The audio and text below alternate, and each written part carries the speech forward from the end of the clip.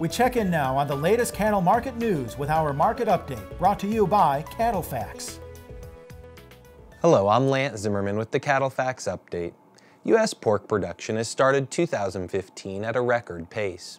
Weekly average pork production through the first 7 weeks of 2015 has averaged 475 million pounds. That is 4.4% higher than the same period in 2014 and 3% higher than the previous record pace in 2008. Increasing carcass weights have contributed to the additional production. Year-to-date carcass weights are more than 2 pounds higher than year-ago levels. However, this is considerably smaller than the 7-pound carcass weight increase throughout 2014. Production gains in 2015 have come mostly through additional market hog slaughter. Increases have been the most extreme over the last 4 weeks, where market hog slaughter has averaged 102,000 head more per week than 2014.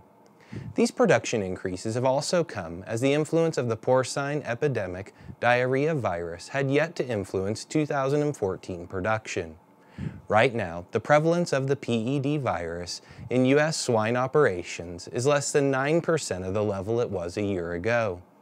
And the majority of the 2014 PED virus losses came in the second and third quarter.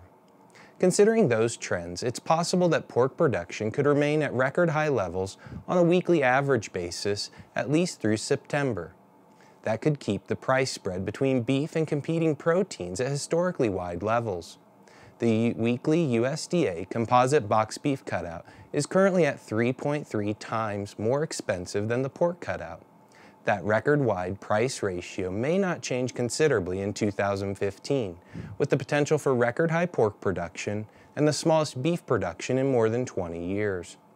Regardless of demand, that extreme supply difference has likely altered the price relationship between beef and competing proteins for the time being. It is possible beef could continue to command a premium in the protein market until supply balances shift more in line with historical norms. For the Angus Report and CattleFax, I'm Lance Zimmerman.